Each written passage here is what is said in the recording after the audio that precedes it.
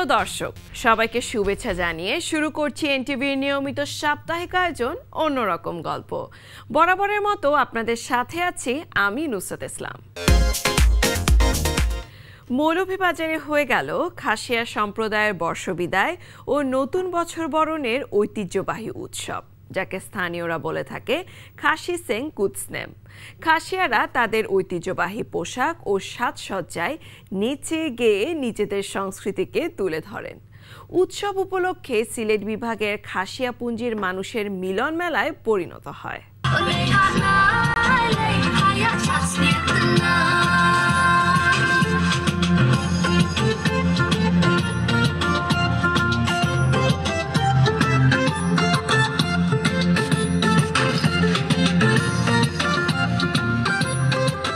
প্রাকৃতিক সৌন্দর্যমণ্ডিত কমলগঞ্জ উপজেলার মাগরছড়া পঞ্জির খেলার মাঠে খাসি সোশ্যাল কাউন্সিলের আয়োজনে গেল শনিবার হয়ে গেল ঐতিহ্যবাহী সেং কুৎসনেম উৎসব।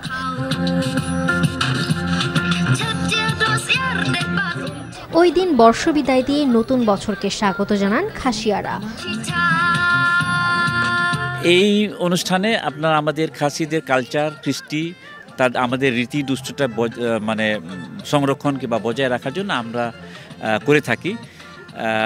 এবং এই অনুষ্ঠানে বিভিন্ন পুঞ্জি থেকে, বিভিন্ন গ্রাম থেকে আমাদের জনগোষ্ঠীরা এখানে আসেন, এসে একটা মিলন মেলার মতো এখানে উদযাপনটা আমরা করি।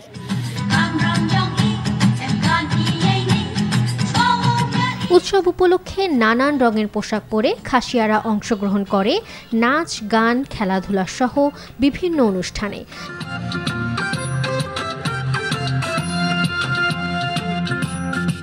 তাদের এই বর্ষবিদায় ও নতুন বছর বরণ উৎসব উপভোগ করতে উপস্থিত হয়েছিল দেশ বিদেশের পর্যটকরা।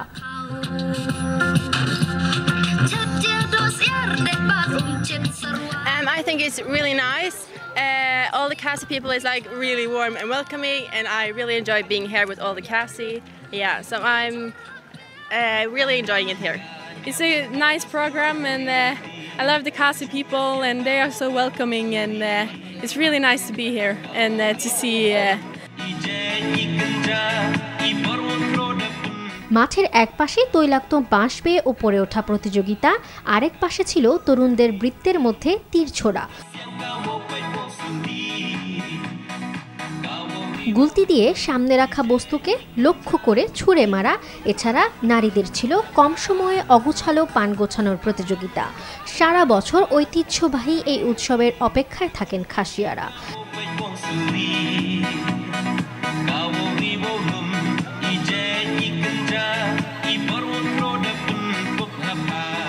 বছরে একবারই হয়, এখানে নাচ গান মানে বিভিন্নভাবে আয়োজন করেছে, মানে আমার অনেক ভালো লেগেছে। আজকে হচ্ছে আমাদের সাংস্কৃতিক নাচ গান হবে, তার পাশাপাশি আমাদের সাংস্কৃতিক খেলা হবে, সেটার জন্য আসলে আমরা খুব এক্সাইটেড। মৌলভীবাজার জেলা হচ্ছে তাদের বসবাসের একটা উল্লেখযোগ্য জায়গা। সেই জায়গায় এরকম একটা অনুষ্ঠান আসলে আমরা যারা প্রতি বছর এখানে দেখতে আসি, আমাদের জন্য অনেক একটা আনন্দের বিষয়। সুদূর জৈন্তা থেকে এই প্রথম আমরা এখানে আসলাম, এখানে আসায় অনেক ভালো লাগলো। আমাদের অনেক খাসিয়ারা আছে। আমরা কালিঞ্জি পুঞ্জি থেকে আসছি, এখানে এসে ভালো লাগতেছে। আজকে আমাদের খাসি সেং কুৎসনেম বছরের শেষ বিদায়।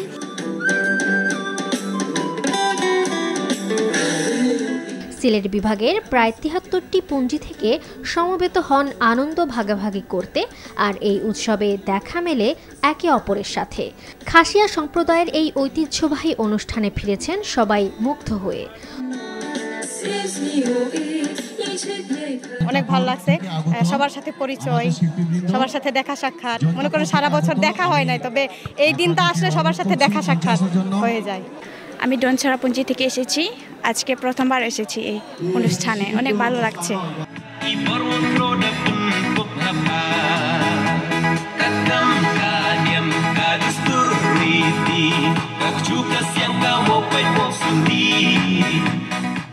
উৎসবে তাদের নিজস্ব সাংস্কৃতিক পরিবেশনা, ঐতিহ্যবাহী খাবার পরিবেশন নিজেদের সামাজিক সম্পর্ক সুদৃঢ় করে।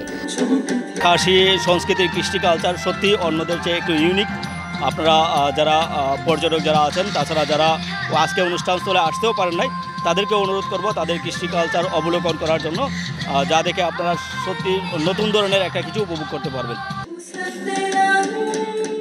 অনুষ্ঠানস্থলে মাঠ জুড়ে মেলায় খাসিয়ারা ঐতিহ্যবাহী পোশাক, পান, তীর, ধনুক, বাঁশ বেতের তৈরি জিনিসপত্রের পসরা সাজিয়ে বসেন।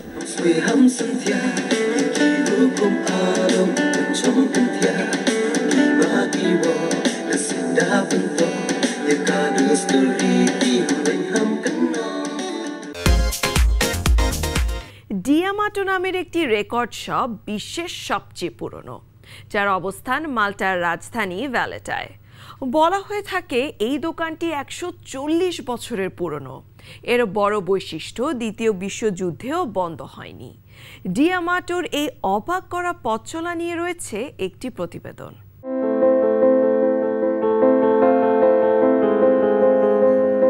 মাল্টার রাজধানী ভ্যালেটার সরু গলিতে আজও টিকে আছে ইতিহাসের এক টুকরো ডিয়ামাটো রেকর্ডস, যে দোকানটিকে অনেকেই মনে করেন বিশ্বের সবচেয়ে পুরনো রেকর্ড শপ।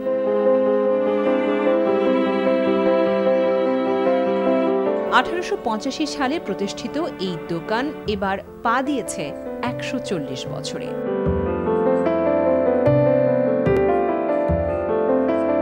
দোকানের দরজায় খোদাই করা লেখা এ মিউজিক শপ সিন্স 1885, আর সেটাই আজ ভ্যালেটার মানুষের গর্ব।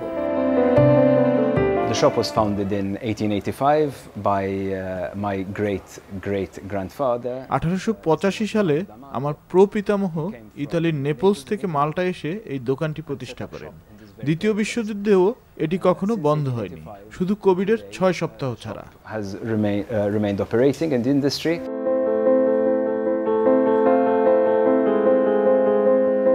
দোকানের ভেতর এখনো বাজে শতবর্ষের পুরনো সব সুর। একসময়ের 78 RPM ডিস্ক থেকে শুরু করে 45-33 ক্যাসেট, সিডি, MP3 সহ সকল যুগের রূপান্তর দেখেছে এই দোকান। ভ্যালেটা দ্বিতীয় বিশ্বযুদ্ধের সময় সবচেয়ে বেশি বোমা বর্ষণের শিকার শহরগুলোর একটি। দোকানের ঠিক 2 দরজার পরের ভবন পুরো ধ্বংস হয়ে গেলেও ডিয়ামাটো রেকর্ডস টিকে ছিল। Which motor was affected especially by the Second World War. বোমা পড়েছিল, কিন্তু আমরা দোকান বন্ধ করতে রাজি হইনি। পরিবারের একজন লিখেছেন, ইতালিয়ান অ্যাটাক আমাদের ভয় দেখাতে পারেনি। But this shop premises survived. অনেক তরুণ এখন স্ট্রিমিং এর বদলে রেকর্ড কিনছে সংগ্রহের জন্য। I think it's really cool. I haven't looked around much. ভাবিনি বিশ্বের সবচেয়ে পুরনো রেকর্ড শপ মাল্টায়। খুব দারুণ লাগছে, অনেক কিছুই দেখতে ইচ্ছে করছে। Very interesting and I like it. দোকানে রক, পপ, লোকসঙ্গীত সহ সব ধরনের কালেকশনই রয়েছে। I mean, you got the date, the 1885. 1885 থেকে আজ পর্যন্ত দোকানটি পর্যটক আর সঙ্গীত প্রেমীদের আকর্ষণ করে এসেছে। এখানে এমন সব জিনিস আছে যা অন্য কোথাও পাওয়া যায় না। Important people to the industry. মাল্টিজদের কাছে ডিয়ামাটো একটা ট্রেডমার্ক, এখনো টিকে আছে, এটাই সবচেয়ে বড় বিষয়।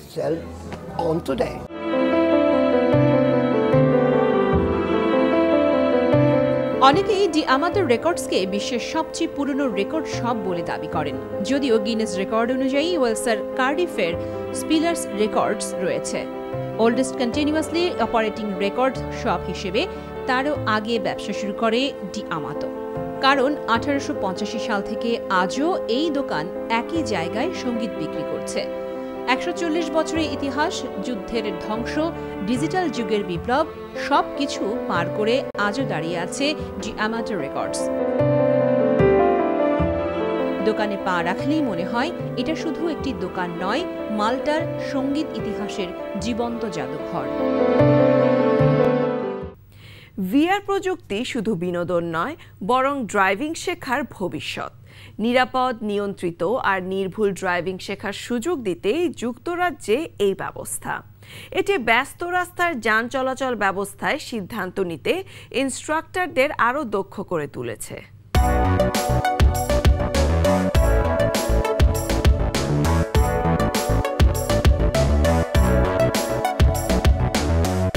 আধুনিক ব্যস্ত রাস্তায় ড্রাইভিং শেখানো এখন আগের যে কোনো সময়ের চেয়ে কঠিন। পথচারী, সাইক্লিস্ট, স্কুটার সব মিলিয়ে যান চলাচল এখন আরও জটিল।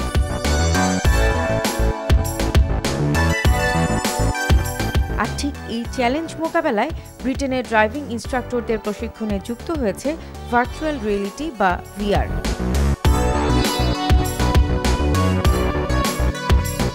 ড্রাইভিং স্কুলের নতুন প্রশিক্ষণে ইনস্ট্রাক্টররা ভিআর হেডসেট পরে শেখেন কিভাবে বাস্তব রাস্তায় যাবার আগেই জটিল পরিস্থিতি বোঝা। ক্লাসরুমে দেখানো হয় 360 ডিগ্রি ড্রাইভিং দৃশ্য, যেখানে শিক্ষার্থীরা দেখতে পারে লার্নার ড্রাইভার কিভাবে যানবাহনের চলাচল পর্যবেক্ষণ করে সিদ্ধান্ত নিচ্ছে। ভিআর এর সবচেয়ে বড় সুবিধা হচ্ছে আমরা ক্লাসরুমে নিশ্চিত করতে পারি যে নির্দিষ্ট রাস্তার পরিস্থিতি কি দেখা যাবে। বাস্তব রাস্তায় সব পরিস্থিতি পাওয়া বেশ কঠিন, তাই এখানে ধাপে ধাপে দক্ষতা বাড়ানো যায়।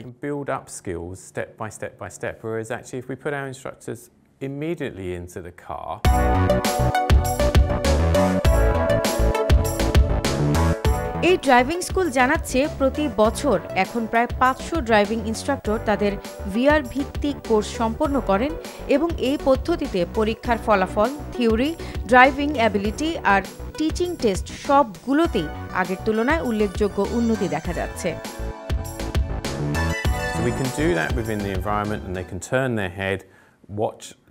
শিক্ষার্থী যানবাহন দেখছে কিনা, সিদ্ধান্ত নিচ্ছে কিনা তা পর্যবেক্ষণ করতে ইনস্ট্রাক্টরদের আমরা শেখাচ্ছি।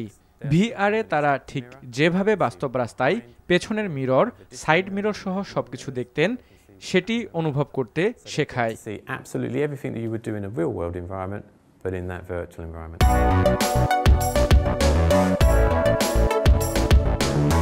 ভিআরের সবচেয়ে বড় চ্যালেঞ্জিং সিন হচ্ছে যেখানে একই রাস্তায় চলে পথচারী, সাইক্লিস্ট, স্কুটার রাইডার সহ নানান ব্যবহারকারী।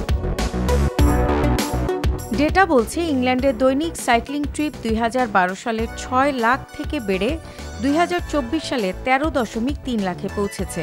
2025 সালে প্রতিদিন গড়ে 19,500 ভাড়ার স্কুটার রাস্তায় থাকে।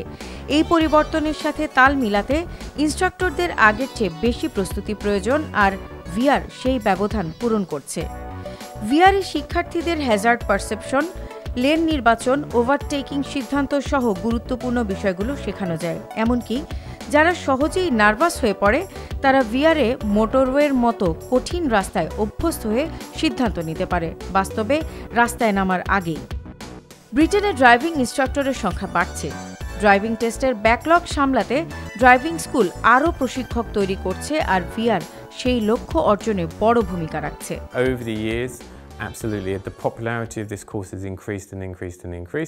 বছরের পর বছর কোর্সের জনপ্রিয়তা বেড়েই চলেছে। ভিআর এর এই ফরম্যাট শিক্ষার্থীদের সব পর্যায়েই ভালো ফল আনতে সাহায্য করছে। Ultimately, they can come on to a trainee license franchise, which is where they get to go out and teach.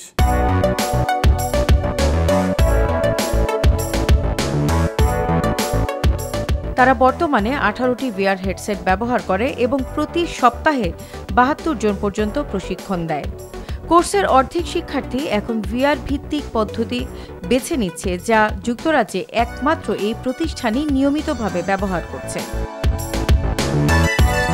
VR প্রযুক্তি শুধু বিনোদন নয়, বরং ড্রাইভিং শেখার ভবিষ্যৎ। নিরাপদ, নিয়ন্ত্রিত আর নির্ভুল শেখার সুযোগ দিয়ে এটি আধুনিক রাস্তায় ইনস্ট্রাক্টরদের আরও দক্ষ করে তুলছে।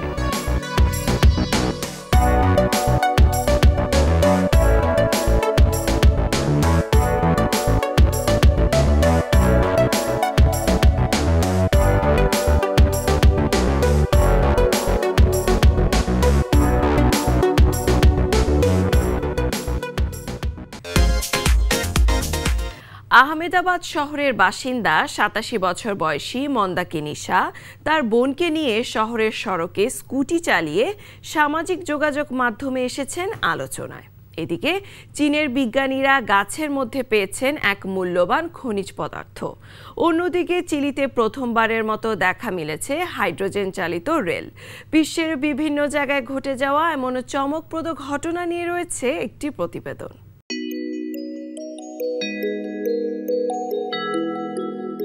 বয়স শুধুই একটি সংখ্যা, তার প্রমাণ করলেন ভারতের আহমেদাবাদ শহরের বাসিন্দা মন্দাকিনী শাহ।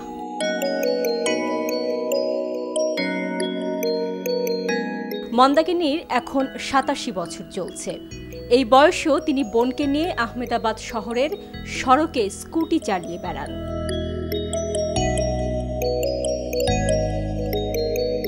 সম্প্রতি দুই বোনের স্কুটি চালিয়ে ঘুরে বেড়ানোর দৃশ্য সামাজিক যোগাযোগ মাধ্যমে ভাইরাল হয়। সামাজিক যোগাযোগ মাধ্যম ব্যবহারকারীরা স্বাধীনচেতা এই নারীর আত্মবিশ্বাস ও পরিশ্রমের দারুণ প্রশংসা করেন। এদিকে গাছের মধ্যে বিরল খনিজ খুঁজে পেয়েছেন বিজ্ঞানীরা। ফার্ন বিশেষ ধরনের ভাস্কুলার গাছ, যা ফুল বা বীজ উৎপাদন করে না। এদের প্রজনন হয় রেণুর মাধ্যমে। সাধারণত ছায়াযুক্ত, আর্দ্র ও স্যাঁতসেঁতে পরিবেশে জন্মায় গাছটি। সম্প্রতি ফার্ন নিয়ে গবেষণার সময় গাছটির মধ্যে বিরল খনিজ তৈরির উপযোগী মোনাজাইট পদার্থের অস্তিত্ব খুঁজে পেয়েছেন চীনের বিজ্ঞানীরা। বিজ্ঞানীদের দাবি, গাছটি প্রাকৃতিকভাবে মোনাজাইটের অত্যন্ত ছোট স্ফটিক তৈরি করতে পারে। এই আবিষ্কারকে বলা যায় সম্পূর্ণ অপ্রত্যাশিত। ফার্নের এই অনন্য ক্ষমতার তথ্য উদ্ভিদ বিজ্ঞান ও ভূতাত্ত্বিক গবেষণায় নতুন মাত্রা যোগ করবে। মোনাজাইট মূলত বিরল খনিজ উপাদানের একটি প্রধান উৎস। ফার্ন কেবল ধাতু সঞ্চয় করে না, বরং গাছের অভ্যন্তরে মোনাজাইটও তৈরি করে। এতদিন মোনাজাইট কেবল পৃথিবীর গভীরে থাকা চরম তাপ ও চাপের মধ্যে তৈরি হয় বলে ধারণা করা হতো। প্রথমবারের মতো এটিকে গাছের ভেতরে তৈরি হতে দেখা গেছে। গাছের ভেতরে থাকা মোনাজাইট কণা অত্যন্ত ক্ষুদ্র বা ন্যানো স্কেলে থাকে।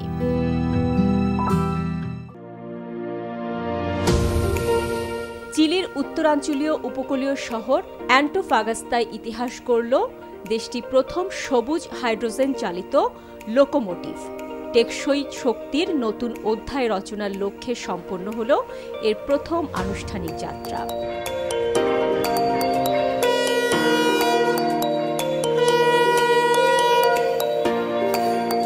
পরিবেশ বান্ধব এই লোকোমোটিভটি অ্যান্টোফাগাস্তার প্যাটিও নর্তে এলাকা থেকে শহরের বন্দর পর্যন্ত যাত্রা করে। পুরো প্রক্রিয়াটি পরিচালিত হয় হাইড্রোজেন ফুয়েলিং স্টেশন থেকে, যেখানে রয়েছে বিদ্যুৎ চার্জিং সিস্টেম এবং হাইড্রোজেন সরবরাহ কেন্দ্র। No solo para nuestra región, sino para Chile y toda Latinoamérica. এটি শুধু আমার অঞ্চল নয়, চিলি এবং পুরো লাতিন আমেরিকার জন্য এক ঐতিহাসিক মাইলফলক। সবুজ হাইড্রোজেন ভিত্তিক পরিবহন বাতাসে কার্বন নিঃসরণের পরিমাণ কমানোর লক্ষ্য অর্জনে গুরুত্বপূর্ণ ভূমিকা রাখবে। Así que estamos justamente apuntando a descarbonizar el transporte que representa 1/3. উদ্ভাবনী এই প্রকল্প পরিবহনে ব্যবহৃত 1/3 গ্রিনহাউস গ্যাস কমাতে সহায়ক হবে বলে মনে করছেন বিশেষজ্ঞরা। এই লোকোমোটিভ শূন্য নির্গমন প্রযুক্তি ব্যবহারে সবুজ হাইড্রোজেন থেকে শতভাগ পরিচ্ছন্ন শক্তি আসে। মালবাহী রেল পরিবহনে হাইড্রোজেনের সম্ভাবনা বুঝতে এটি বড় একটি পদক্ষেপ।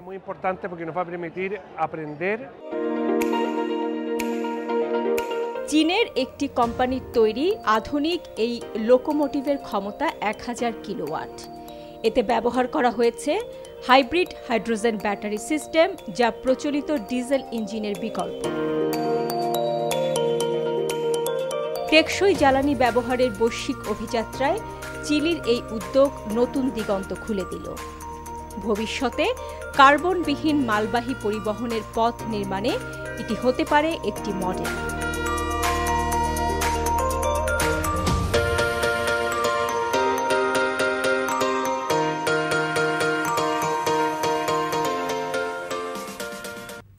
চলে এলাম এক একদম শেষে দেশ বিদেশের বিস্ময়কর ও মজার সব খবর নিয়ে দেখা হবে আবারও। কেমন লাগলো আমাদের আয়োজন বা কোনো পরামর্শ থাকলে জানাতে পারেন চিঠি লিখে। আমাদের কাছে চিঠি লেখার ঠিকানা প্রযোজক অন্যরকম গল্প, এনটিভি, বিএসসিসি ভবন, 102 কাজী নজরুল ইসলাম এভিনিউ, কারওয়ান বাজার, ঢাকা 1215। দেখা হবে আবারও শুক্রবার সকাল 10টা 10-এ। সে পর্যন্ত ভালো থাকুন, সুস্থ ও নিরাপদে থাকুন।